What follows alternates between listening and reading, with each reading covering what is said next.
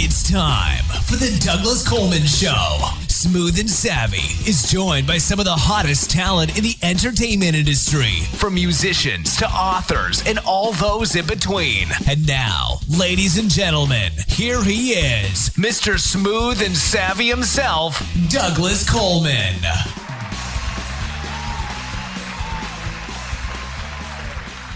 Howdy-howdy-o, hey, hee-hee, ha-ha-ho.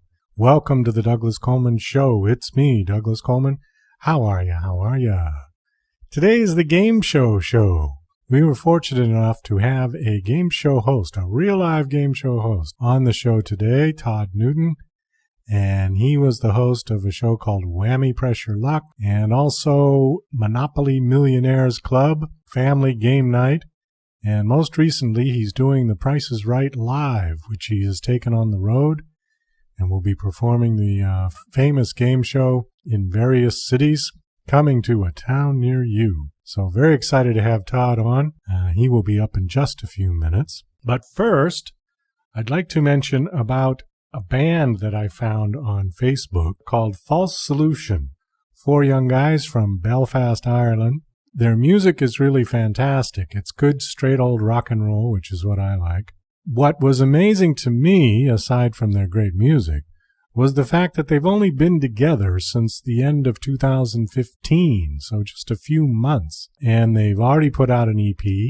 The EP is called Head in the Sand. It was released in December of 2015. It is available on iTunes for only £2.37. We have the title track to play for you today. It's called Head in the Sand, and here it is.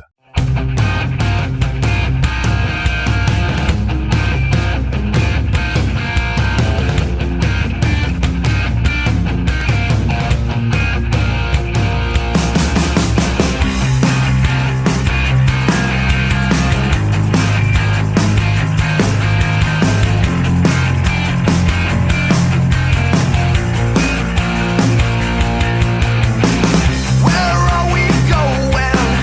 The eternal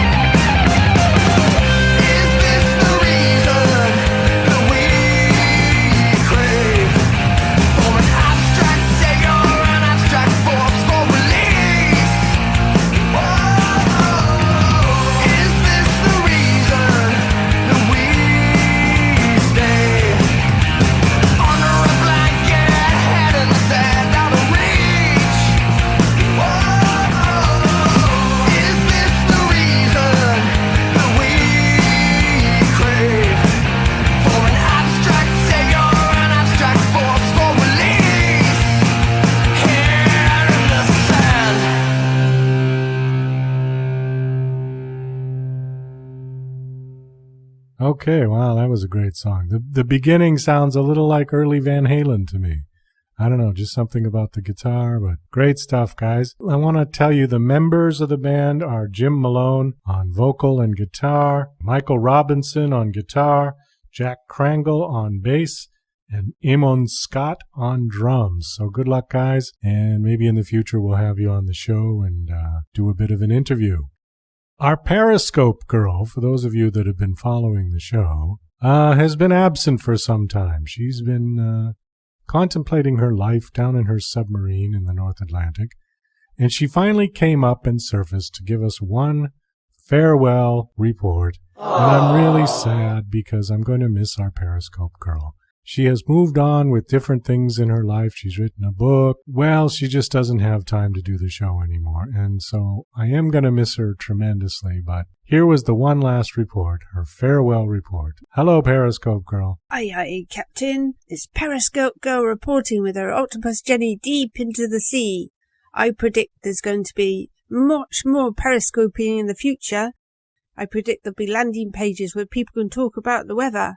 Us sailors love to talk about the weather, and the news, too. I think there'll be a lot more periscoping from unique, unedited news from the masses by the landlubbers, sharing their views and expressions, and their feelings, too. As you know, Captain, space astronauts and their crews are already using Periscope. Can you imagine if they spot a UFO? Well, blow me down and shiver me timbers. So, people out there, what are you waiting for? Download Periscope app now, it's free. This will be my last report, Captain. As you know, my new book, Octopus Pirate, has been pretty successful, inspired partly by my pet octopus Jenny, and I want to write another one. Well, I've got a hankering for book 2. So we're sailing away now into deep waters where it's calm and quiet and I can write. Aye. Thank ye, Captain, kindly. Godspeed, and may you have good winds behind ye. Okay, thank you, Periscope girl, for that farewell report. Down she goes for the last time. I'm actually getting a little choked up here. I'm going to miss Periscope girl, but maybe she will be back in some kind of a new form. You never know what's going to pop up on the Douglas Coleman Show. We will be right back with Todd Newton after these commercial messages. Acclaimed author of Garden, Jane Yates brings you the first book in a new trilogy, Octopus Pirate, a story of a foundling who has unusual talents, such as the ability to communicate with octopuses. As a baby, he was washed up on an island off the Scottish mainland. An eccentric former nun who lives alone with cats brings him up. He joins a circus and narrowly escapes plots against him, flees to Cornwall, builds a replica pirate ship that's also an airship to travel back in time to fight real pirates. Get your copy today from Amazon, only 99 cents. Hey there, this is Douglas Coleman, host of the Douglas Coleman Radio Show. I wanted to let you know that we are now offering advertising slots on our show for just $5. Yes, you heard it right, just $5. That's cheaper than a McDonald's meal, and it's better for you too. I will mention your website and product on our show, or for just $10, I will play your pre-recorded ad up to 30 seconds in length. We are now an internationally syndicated show with listeners from all over the world. This is a great and inexpensive opportunity to gain some exposure for you and your product or brand, and your ad won't just play once. It will become a permanent part of the show, which will archive on YouTube, Mixcloud, and on Spreaker. So why not do it now to get the exposure you deserve? Hi there, this is Stuart Epps from the UK, record producer, engineer. You might have heard of me. I've worked with artists from Elton John to Led Zeppelin to Bad Company, Twisted Sister, Robbie Williams, Oasis, many great bands and artists in the past and the present and hopefully in the future. But you can work with me as well. You know, all you got to do is get in touch with me on eppsmusicproductions.com. That's EWPSproductionsmusic.com. And I can help you with your productions and with your recordings. A lot of people do home recordings now, which you can only take so far. Maybe they need a bit of professional help. So get in touch with me and we can sort it out. And thanks for Douglas Coleman for giving me the spot. Thanks a lot. Cheers, bye.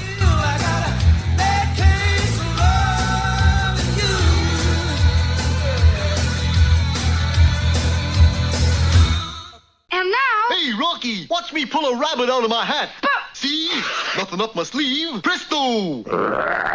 Wrong hat. Now here's something we hope you'll really like. He's a Daytime Emmy Award winner and is truly the host with the most, recognized and respected worldwide as one of the most amiable personalities on the air today. He became a fixture in American homes while ruling the red carpet on E! Entertainment Television. For over a decade, he brought viewers face to face with Hollywood's biggest stars and was our all-access pass to the most glamorous events.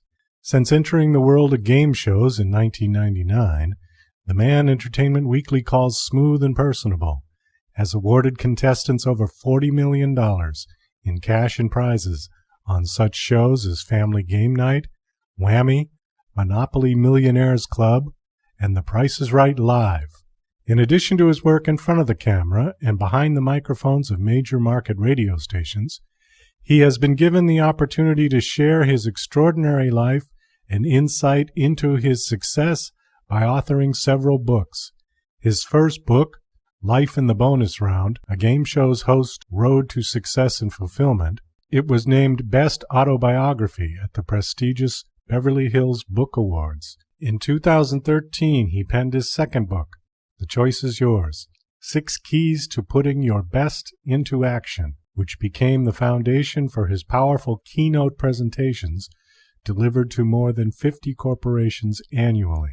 His most recent book, The Host with the Most, Tales of a Tattooed Television Personality, continues his autobiographical journey and has proven to be a hit with readers everywhere. Okay, please welcome Todd Newton. Hello, Todd. How are you? I'm doing well, Douglas. Thank you for having me. And thank you for coming on the show. Before I get to E! And Price is Right and all of that kind of stuff, I just wanted to go back a little bit, if you wouldn't mind, and if you could give us a quick background, sort of childhood. Were you a happy child? All that kind of stuff. And what you did that took you up to the point where you got to show business. Well, sure. I think I was a very happy child. I don't recall any damaging events that scarred me in any way, shape, or form. I grew up in the Midwest, and I think what led me to where I am now and down the road that I always pursued at a very early age, I started admiring people like Johnny Carson and Gene Rayburn and Richard Dawson, Bob Barker, of course. I would see all of these men on television, listen to men locally on the radio who just really provided the audiences with exaggerated versions of themselves. You know, I recognized that they weren't acting, but they were just kind of the men that you wanted to be around. And that's what I wanted to do. I saw how much joy Johnny Carson brought to my parents every night. I could hear my father laughing from the other room as I was falling asleep each night because of what Johnny was doing. And I guess on a subconscious level at a young age, I just kind of wanted to be the person who provided that joy to people. And as I got older and got a little experience under my belt, I started to see that these guys were just kind of reading their audiences and just being themselves and letting the real stars shine, whether it's a guest on Johnny's couch or a contestant with Bob on The Price is Right. And fell in love with that avenue of employment, if you will, and kind of nurtured it. And it's been very good to me over the course of almost 25 years now. Well, I am a huge game show fan. And as a kid, I also watched the same people that you mentioned. Price is Right was probably my favorite show. Second, maybe Let's Make a Deal with Monty Hall. I used to love that one. And Password was another one that I thought was great. Uh-huh. Do you think that the game shows are less popular now than they were like in the 70s? I mean, it seems like in the 70s there were just tons of game shows. And now there's a few, you know, like Wheel is still on and Jeopardy and Price is Right is still on daytime. But I don't know. Do you think the appeal for those kind of shows has gone down since then? Well, I think there are certainly a lot more choices for the television viewer these days. They have, back in the days that that you were mentioning there were, maybe four networks, five possibly. People had to watch one of them if they wanted to watch television. And if you're not a soap opera fan, then you're going to watch a game show or the news or what have you. It wasn't quite the same degree of choice in the marketplace, if you will. Today, the game shows have changed considerably. The term $1 million isn't nearly as shocking to a television viewer as it was, No, that's true. 20 years ago. Although we're very proud of the fact on the show that I co-host now, Monopoly Millionaires Club, we've given away $1 million more times in the past 2 seasons that we've been on than any other game show in history. So we're pretty proud of that. $1 million means a lot to us. Just because you throw $1 million in your title doesn't mean that you're giving it away. And I think viewers are catching on to that. The game shows now are about the bells and the whistles, and whereas the game shows back then, it was they were a little more dramatic, a little more focused on the contestant. I was once told by a game show mentor of mine, a gentleman by the name of Sandy Stewart, whose father created Password and To Tell the Truth. Sandy told me that the essence of a great game show is the ability to get the viewer at home to talk back to their television within the first 60 seconds. Uh-huh. I think that's why Price is Right is so successful. You've got people yelling higher or lower or $1 at their TVs within the first minute. Same with Wheel. They're picking letters that they hope to see on the board, or Jeopardy. They're trying to guess the answer out loud. But I don't know if they're less popular. I think that viewers aren't as clearly driven to them as they once were. I think the landscape has changed somewhat. And you're right, with, 300,000 channels at your disposal. But then, there obviously is still a market for it, because now we have the Game Show Network, which is nothing but show all the old shows all the time. So That's right. I'm a big fan of GSN, not only because I have a show or two on there, but just because I love that era of television. I love the Richard Dawson Family Feuds. I love the loose feel of Match Game, when Gene would sit there and back and forth with Charles Nelson Riley. And I mean, you're not going to find that kind of looseness, I guess, today. I don't think so. The Match Game was kind of one of a kind. I mean, I remember that as a kid, but I didn't get it until much later. When it started going into reruns, and I saw the kind of sexual innuendo, and sure. Well, it's people talking the way people talk. I mean, that's one of the beautiful things about podcasts as opposed to commercial radio. I write about this in my latest book. The reason I jumped all over the podcast world right when it really became known to audiences that podcasts were out there is not because I wanted to be able to curse during a radio show, because I wanted people to have the freedom to talk the way people speak. If I'm interviewing a guest, and he wants to, talk like he would if he were sitting at a bar with a couple of his buddies, well, that's how I want him to tell the story to me. I want it to be real and authentic. And but times change, and guys like us have to change with them. I mean, that's part of the game, right? That's true. I wanted to, since we were talking about game shows, let's talk about The Price is Right just a little bit, if you would, because that was probably still is my favorite show. That show has an incredible history. It goes all the way back to 1956, I believe. Bill Cullen was the original host.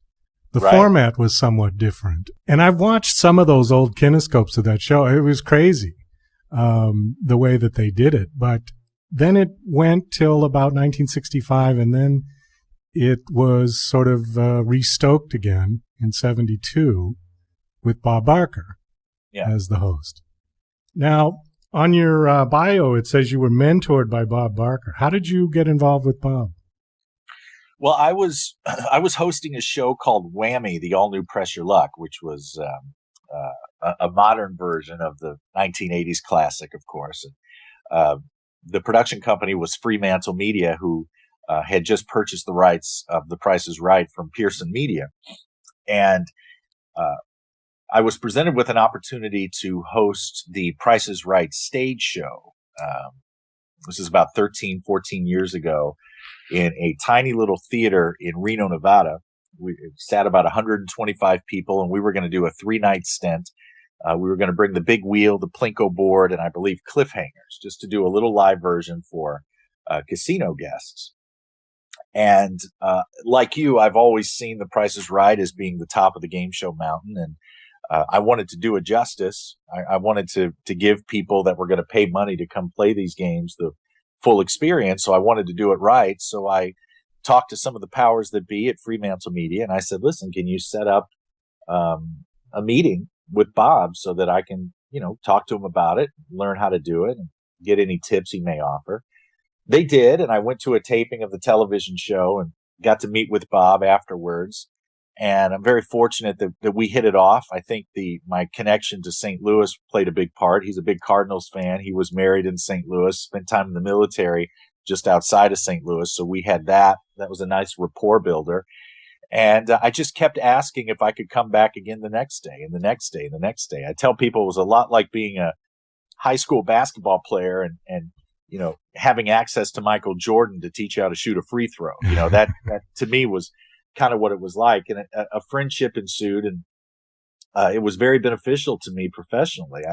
I learned a lot of not tricks necessarily, but a lot of insights that perhaps I might have overlooked in my zealousness to be good, if you will. What was one of the things he told you? What was one of his tips? The most important thing he told me is to focus on the contestants. Every contestant has a backstory, and there's a difference from meeting Beverly from Montana and meeting Beverly, who's a grandmother of 6, who has never left the state of Montana, but her grandkids paid for her trip to Los Angeles, and now she's going to play Plinko, her favorite game of all time. With option B, you now have something to invest in, something to care about. And Bob taught me that. It's not just Beverly from Montana, it's every contestant. They have something that brought them there, and a reason why they want to play, and a reason why they want to win. And when you find out that someone who's playing for a new car has had the same car for 25 years, and they never know if it's going to start in the mornings during the winter, and they win that new car, and you've taken away that fear, that's a very big deal. The audience loves that. I mean, it's life-changing to a certain degree. But you never know these things unless you get to know the contestant. And once you make the contestant the star, the game will drive itself. The game's going to come out one of two ways. It's either going to be a win or it's going to be a loss. But when you interview a contestant, it could go down a million different roads. And Bob taught me to take the time and to really invest in that and invest in that person, because for us, we get to do it every day. But for this contestant, it's a once in a lifetime experience. So you have to play the game from that perspective. Now, are you still doing the live version? Yeah, we just finished our spring tour, and we're going to actually head up to Canada later next month. And then we'll take the summer off and be back at it in the fall. We do about 150 shows a year, have a great time. Wow. Now, you're in Las Vegas with the show sometimes? We were at Bally's in Las Vegas for 6 years. We had a residency there. And then when that ended, we took it out. We now tour different city every night. And we play big, beautiful theaters. And the audience response has just been amazing because we're only there for one night. So it allows me to get up on that stage and kind of bring out my inner rock star, if you will.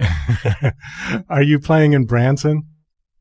We have played in Branson. We did 3 summers in Branson. Because I think the show would probably be a big hit in Branson with all the other shows. Yeah, we did really well. We were at the Welk Resort in Branson, but now we take the summers off. We only tour during the spring and the fall, and we've expanded to Canada, as I said. So we're all over North America, making those game show dreams come true. All right, let's go to your gig, I guess. How long were you at E? About 12 years. Okay. E was the network that pulled me out of the Midwest and brought me out to Hollywood. And it was a wonderful, wonderful experience. I got there right at the kind of the dawning of the network. When I got there in late '95, early '96, there were only 4 or 5 hosts there, and each one of us got to do a little bit of everything. And it was great from a developmental standpoint because the network was young enough where you could fall on your face and find out what didn't work, what did work without too many repercussions. But at the same time, we had just enough exposure and just enough respect in the industry to, get the interviews with the good stars, and made a lot of good friends there, and had a lot of fun. And wow, 12 years. It's weird looking back that those 12 years went by quickly. It was a great, great time in my career. Now you were, I'm trying to figure out how to explain for people that don't know what you did. You were on the red carpet at various Hollywood events and would interview people sort of as they came in. Yeah, we would, I had the pleasure of working alongside Joan Rivers and covering the red carpet arrivals at the Academy Awards, the Grammys, the Emmys, countless movie premieres, and talking to the stars as they made their way in. And it's funny, in the 90s, there were only a handful of outlets on the red carpet. So when Julia Roberts or Al Pacino or George Clooney would come down, they would have some time to talk to you. And there was a nice camaraderie and a nice back and forth because we would see the same stars at every event and really get some great interviews. And now it's funny when I attend these events now, everybody with a blog is on the red carpet. Right. It's a very congested place to be, and you get limited time with the interviewees, if you will. But back then, it was Entertainment Tonight, Extra, Access Hollywood, and that was about it. So we really got to spend some time and show the glamorous side of Hollywood, and I think we did a really good job of doing that. You have any stories from the red carpet? Any experience with somebody you want to I'm share? sure if I dug down deep, I could find some. But everybody, people always ask who were my favorites, and Meryl Streep was a favorite. Tom Hanks was a favorite. Julia Roberts, of course, a favorite, because these were people that just really enjoyed what was happening. To them, it wasn't just a job. It was, it was a lifestyle, and you could tell that they were grateful for it. And I enjoyed that. And of course, if we were doing a movie premiere, it depended on the movie. If we were doing a blockbuster, everybody was in great spirits. If we're doing Titanic or one of the Batman movies or something, it was going to be a party. But if you were doing a real stinker, believe me, they knew it, and the last thing they wanted to be doing was out promoting a stinker. So, you just kind of had to read the room, if you will, and play to your strengths and weaknesses and know how far you could take something and how far you couldn't. But these are all, as you know, from interviewing, you just kind of, you let your guests be who they are, and when they're done, they're done. When they're ready to walk away, but if they want to keep playing with you and stand there all night long, you let them do that too. It's just, it's never dull. That's what makes it exciting, I think. So one of the things that happened throughout your career after that was that you wrote a few books, and you're on your 3rd book. The first one was Life in the Bonus Round, Game Shows Host Road to Success and Fulfillment. And that sounds autobiographical, is it? It is indeed. Yes. That book, actually, all of my books have been written on the road. Not a single page of any of my books have ever been written at home. These are all books that I wrote. Life in the Bonus Round was initially just going to be a journal of things that I wanted to pass on to my children, to share with my kids that perhaps they were too young at the time to understand and or appreciate. It just took on an autobiographical form. And I caught myself reminiscing and kind of going back in time and sharing some of my experiences. And it's been, it's been a pretty entertaining ride ever since childhood. My first job, the first income I ever made was telling jokes door to door for a quarter in St. Louis. I was 8 years old, and I remember when I made my first $1, coming home and showing my mom and dad and just having them look at each other like, what's this kid going to turn into, But that led to several other interesting forms of employment.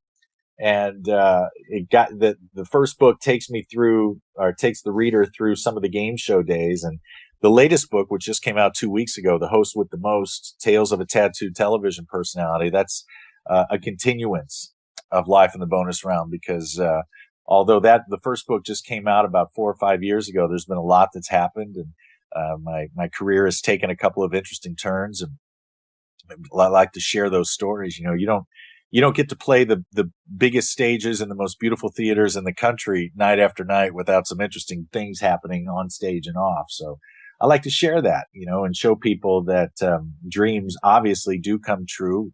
It takes a lot of hard work. You got to bust your ass. Nobody hands you anything. But if you love what you do, it never feels like work. And I think that's the secret to anyone's success. Well, let's see if we can bridge something here. You were telling jokes door to door when you were 8 years old. I think that's hysterical, but I don't know that I would let my kids do that these days. I mean, I think... Well, these days, I don't think I'd let my kids knock on any door if I didn't know who was on the other side of it.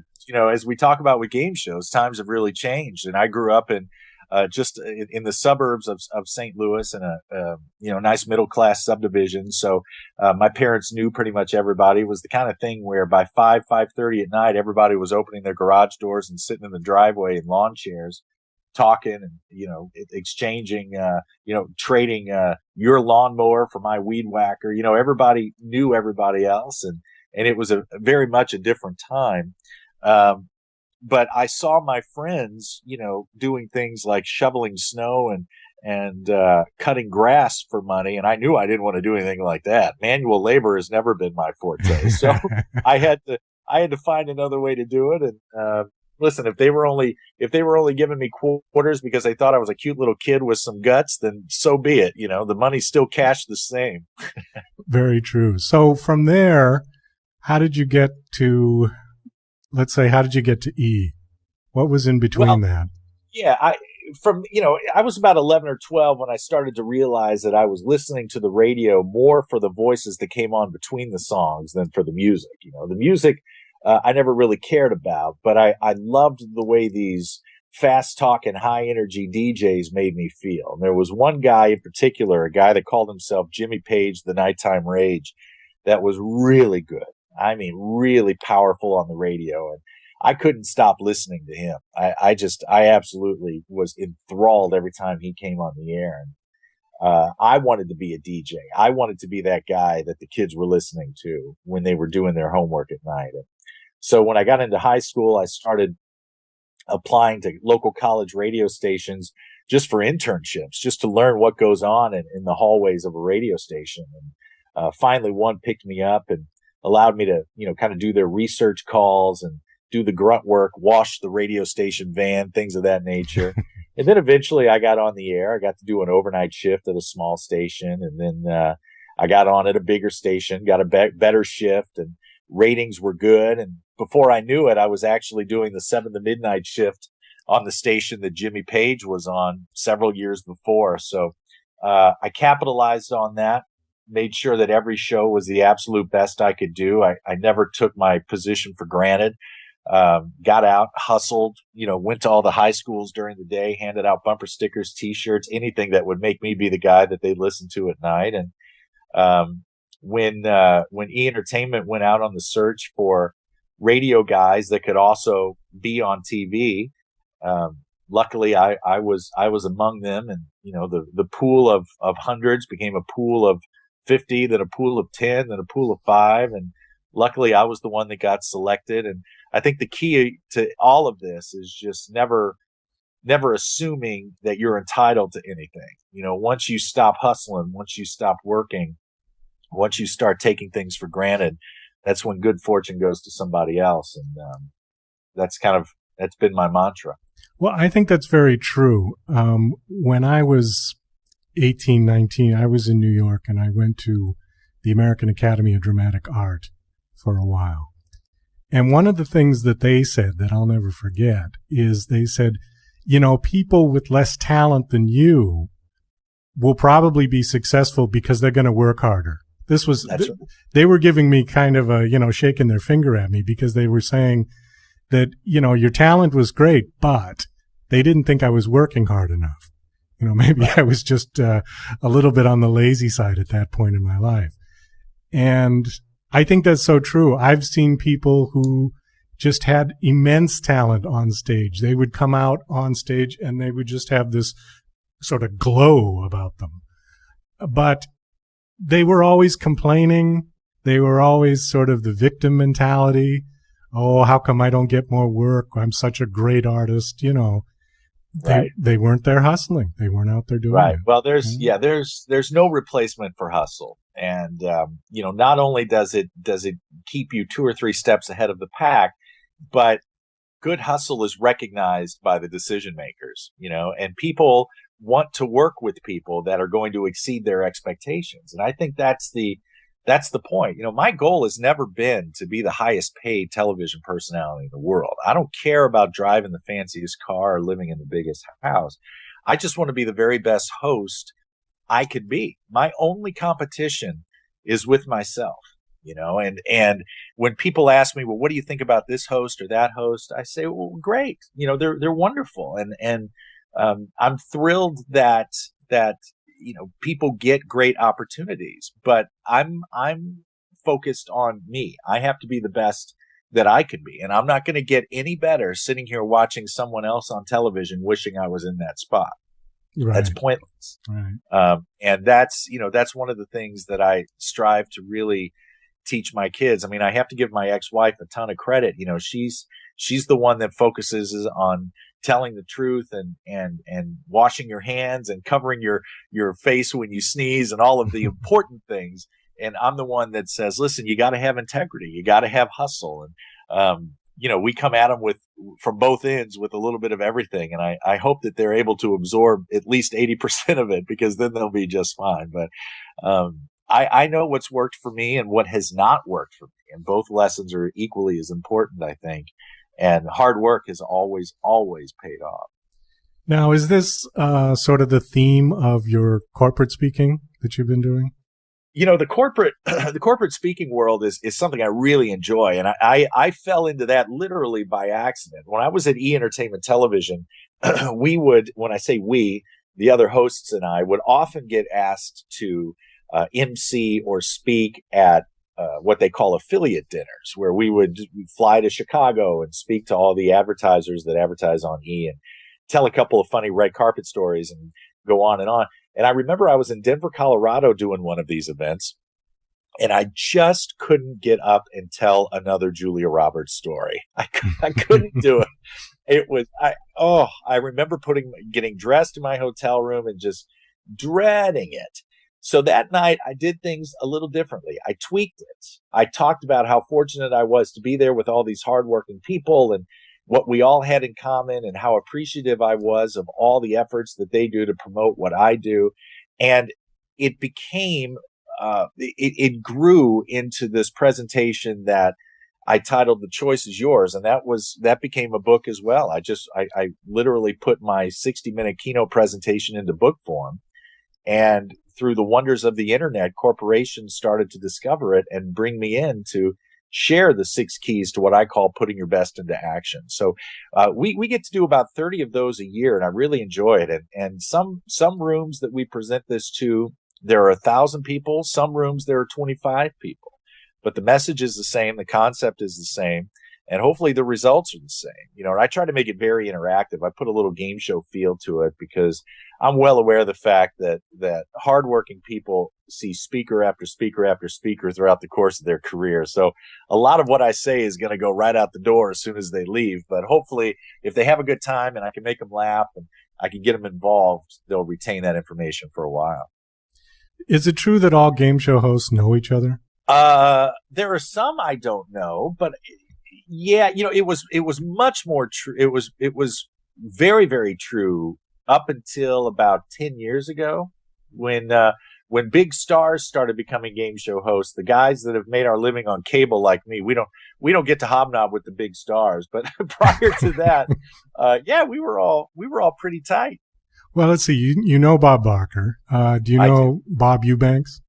I do know Bob, yes. Okay. Actually, I've been trying to get him on the show, but Bob's a great guy. Bob is a true gentleman, and it's funny. I I write a story. It's the afterword in my latest book, The Host with the Most, is about a wonderful encounter I had with Bob Eubanks, where he showed incredible professional generosity that inspired me to be professionally generous, more so than perhaps I was to the young up and comers in the hosting world. So yeah, Bob is a great guy and would be a great guest for your show.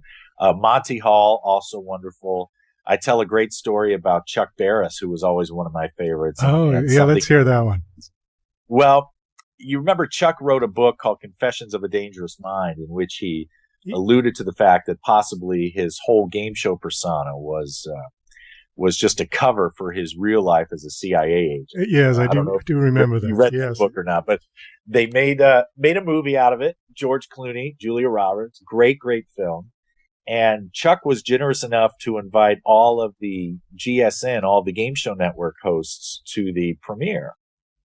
So we all went, and I was just looking for any opportunity to meet Chuck and to have a few minutes with him, even though it was his night. And I saw him, and he was the life of the party, man. He was the man of the hour, and very difficult to get close to. But I finally got up to him, and I said, I just want to introduce myself, Chuck. My name is Todd Newton, and I want to thank you for inviting me tonight. He said, oh, yeah. Whammy, right? Whammy. I said, yes. He said, listen, let me tell you something. And he put his hand on my shoulder, and I'm 6'2", and he's not. He's considerably shorter. But he put his hand on my shoulder, his right hand on my left shoulder. And he said, let me tell you something. He goes, kid, you came along 20 years too late. And I immediately, I was awestruck by his words. To think that someone who owned the game show world 20 years before thought that I could have been something in that era, the era that I consider to be the era of game shows, meant the world to me. And if ever a time comes along where I feel like game shows aren't what I'm supposed to be doing, I'll just take myself back to that moment in Westwood, California, when Chuck Barris put his hand on my shoulder and told me that I have the goods, and every now and then that's what we need. We just need somebody that we respect or that we care about to tell us that we're good enough and that we're that we're on the right path. And, it's inspiring and it's, it made me emotional, and it showed me just how much of a gentleman he really was, and what a class act a lot of those guys were from that era, Yeah, it's that show was something else. I mean, the Gong Show wasn't as much of a game show to me as it was just like a circus. Right. Well, and there's so much history to that show too, because Chuck never wanted to be the host of the Gong Show, and they brought in a few different guys, and the network just didn't care for any of them, and they finally gave Chuck an ultimatum. They said, "Look, either you host it or the show doesn't go on the air." So Chuck hosted it, and he was never comfortable in front of the camera. That's why he always wore those silly hats. You remember he had the hat rack just off to his left there with all these ridiculous oversized hats that he would pull down over his eyes. Oh, yeah. Because if he pulled it down over his eyes, he wouldn't have to see the live audience, wouldn't have to see the camera. It made him more comfortable. And he had the nervous clap, the crutch. He was essentially everything that was wrong about a host, but he became a star as a result. And I think that's just beautiful.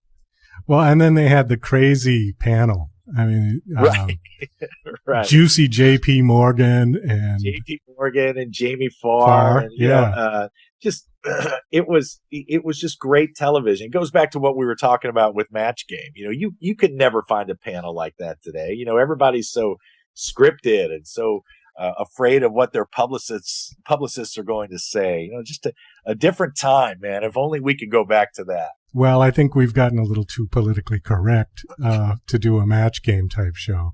Oh, sure. Well, they've tried and it just didn't work. So, it's onward and upward, right? Right. I did want to ask you about your tattoos, because I saw your pictures, and now are you like totally tattooed? Are you Yakuza kind of tattooed, or are you? Well, I am sleeved. I got my first tattoo in Atlantic City, New Jersey, when we were doing the Price is Right stage show there.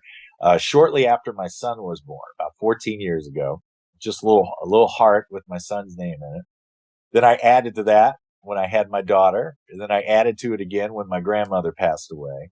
And that was on my upper right shoulder. And then I realized one day when I was getting dressed that I looked unbalanced. Everything looked uneven. So I had to get something on my left shoulder. And then I wanted to go down a little bit further on my right, then a little further on my left. And no tattoos have been done by the same artists. And they are, I can look at each one and tell you exactly where I was, and sometimes even what song was playing in the tattoo shop when I got them done. But my hobby is I'm a bit of a world traveler. I love seeing the world. I love experiences more so than souvenirs, if you will. So when I travel, I like to do a little research and find out who is really good in that particular city, whether it's Paris or Stockholm, Sweden, or London, where schedule a little bit of time and make that a part of my travels. So my arms are pretty much covered, the top of my chest and the back of my shoulders, but I'm pretty much tatted out. There's not anything that I want that I don't have, and now as I get a little older, I become less patient in these tattoo shops. I could sit for 3 hours before. Now I get a little antsy. So I think I've completed my masterpiece. Okay. The other issue I wanted to cover with you is your Newton Fund for Kids Foundation. Now, can you just tell us a little bit about that? Yes, the Newton Fund for Kids is a fund that I created with my children to benefit children's hospitals across the country.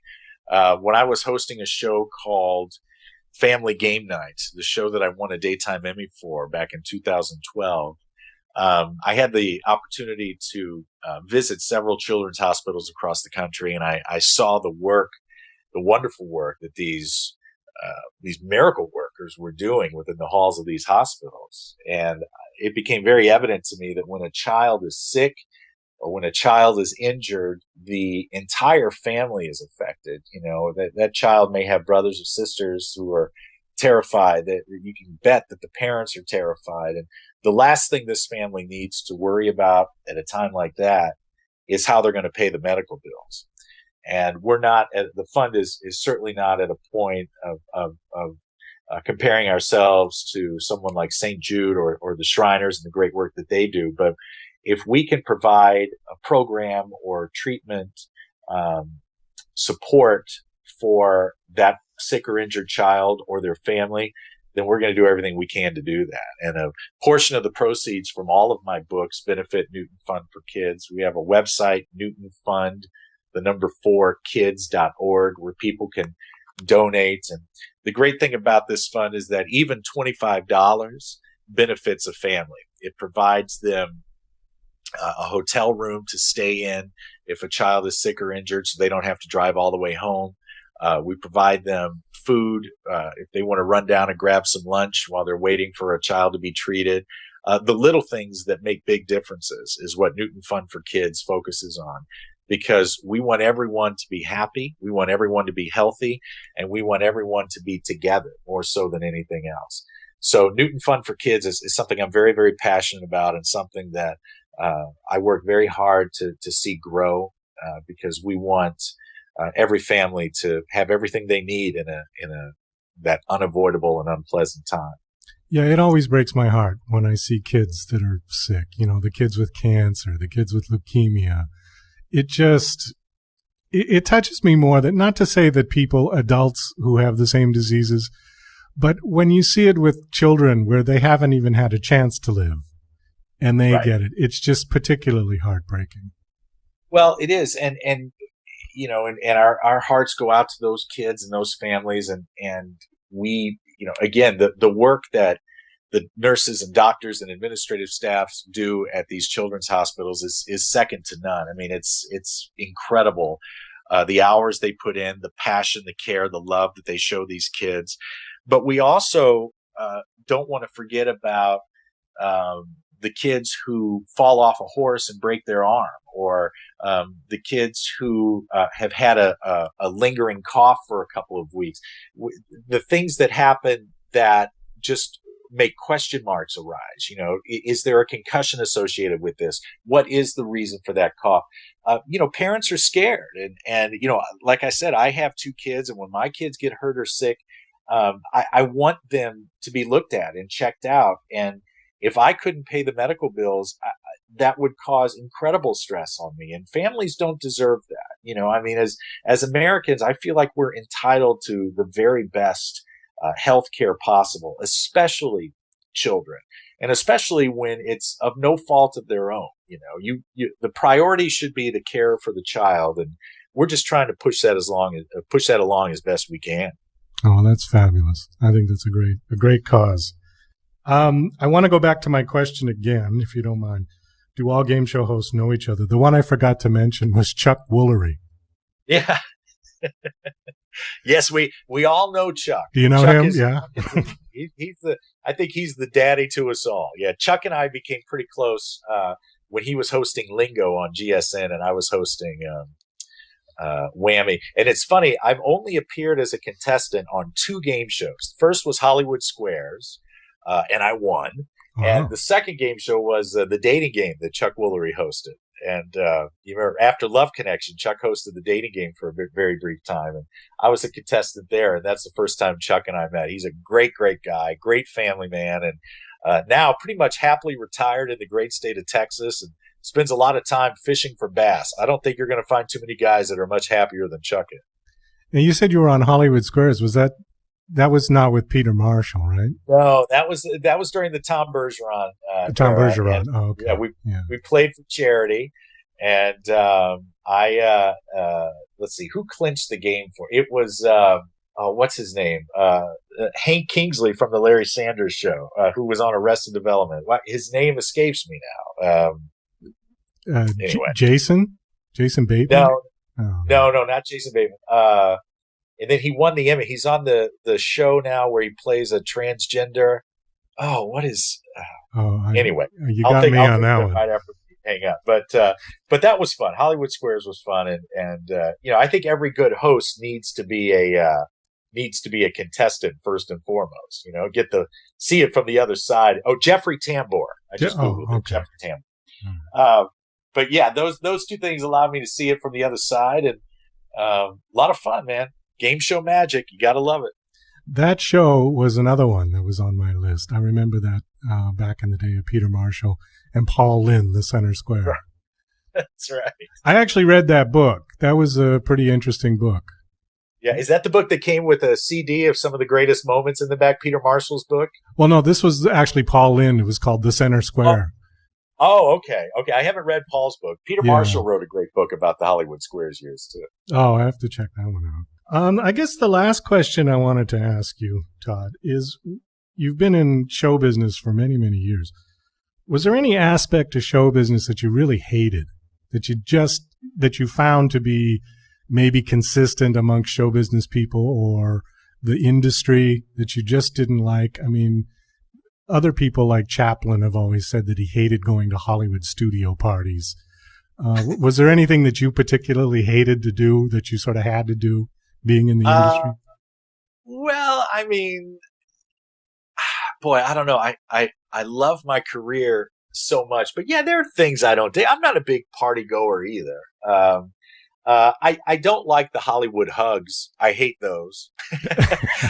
I hate a fake hug pretty much more than anything. But I moved my family out of Hollywood about 7 years ago when my kids got to be the ages of when my kids were old enough to start making friends and start taking root in a place. We got them out of there because we didn't want to raise them in Los Angeles. So.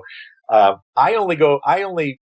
fly in and out of Hollywood. I kind of jab when it comes to Hollywood. I jab and move. So, when I was in Hollywood, I was a young bachelor in my 20s and early 30s, and there's nothing but good for that kind of young man. So I enjoyed all of that. But, when I became a family man, I got out of it. So now I only go back and I only allow myself to see the good,